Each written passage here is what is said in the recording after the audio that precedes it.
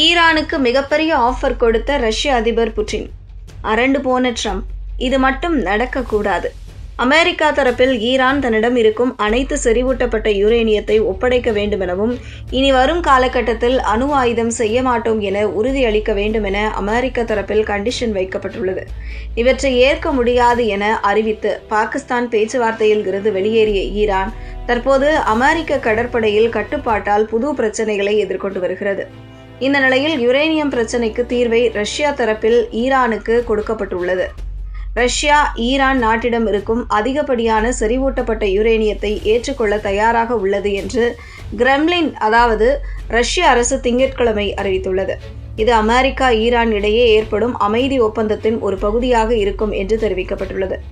Iran America இடையேயான பாகிஸ்தான் அமைதி பேச்சுவார்த்தை தோல்வியில் முடிந்ததால் போர் விரைவில் முடிவுக்கு வரும் என நம்பிக்கை குறைந்துள்ளது. இந்த போர் பிப்ரவரி இறுதியில் தொடங்கியதிலிருந்து ஆயிரக்கணக்கான உயிரிழப்புகளையும் உலக பொருளாதாரத்தில் பெரும் குழப்பத்தையும் ஏற்படுத்தியுள்ளது. ரஷ்யா உலகிலேயே அதிக எண்ணிக்கையில் அணு ஆயுதங்களை வைத்திருக்கும் நாடு.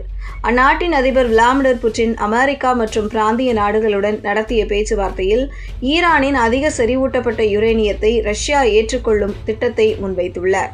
ரஷ்ய அரசின் செய்தி தொடர்பாளர் டிமிட்ரி பெஸ்கோவ், இந்த திட்டம் இன்னும் பேச்சுவார்த்தை நடைமுறையில் உள்ளது, ஆனால் இதுவரை எந்த நடவடிக்கையும் எடுக்கப்படவில்லை என்று செய்தியாளர்களிடம் தெரிவித்தார். இந்த திட்டம் அமைதி ஒப்பந்தத்தின் முக்கிய பகுதியாக இருக்கும் என்றும் டிமிட்ரி பெஸ்கோவ் விளக்கினார். பல ஆண்டுகளாக ரஷ்யா ஈரானின் அணு திட்டம் தொடர்பான பேச்சுவார்த்தைகளில் முக்கிய பங்கு வகித்து வருகிறது. ஈரானில் உள்ள அதிகப்படியான செறிவூட்டப்பட்ட யுரேனியத்தை ஏற்றுமதி செய்து அதை செயலாக்கி அணுமின் நிலையங்களுக்கான அணு எரிபொருளாக மாற்றி திருப்பி அனுப்ப ரஷ்யா தொடர்ந்து வாய்ப்புகளை வழங்கி வருகிறது. இருப்பினும் ஈரான் இந்த சலுகையை இதுவரை ஏற்றுக்கொள்ளவில்லை. ரஷ்யாவின் இந்த முயற்சி ஈரான் அணு திட்டத்தை அமைதியான வழியில் கட்டுப்படுத்த உதவும் என்று எதிர்பார்க்கப்படுகிறது. மேலும் டிமிட்ரி பெஸ்கோவ் அமெரிக்க அதிபர் டொனால்டு ட்ரம்ப் ஹார்முஸ் ஜலசந்தியை முடக்குவதை குறித்து கடும் எதிர்ப்பு தெரிவித்தார்.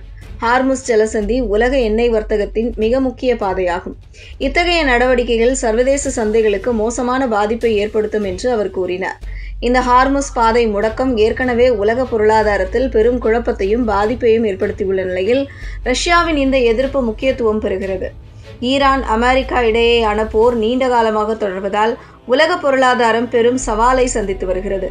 ரஷ்யாவின் இந்த புதிய திட்டம் அமைதி ஒப்பந்தத்திற்கு ஒரு புதிய வாய்ப்பை உருவாக்கியுள்ளது. மீண்டும் இரு நாடுகள் மத்தியிலான பேச்சுவார்த்தை மேற்கொண்டால் ரஷ்யாவின் திட்டத்தை முன்வைத்து ஈரான் பேச்சுவார்த்தை நடத்தலாம். ஆனால் இது அமெரிக்காவுக்கு பெரும் பிரச்சனையாக மாறும்.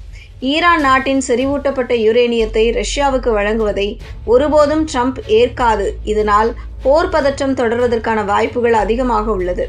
ஆனால் மோசமான தாக்குதல் வாய்ப்பு குறைந்துள்ளது.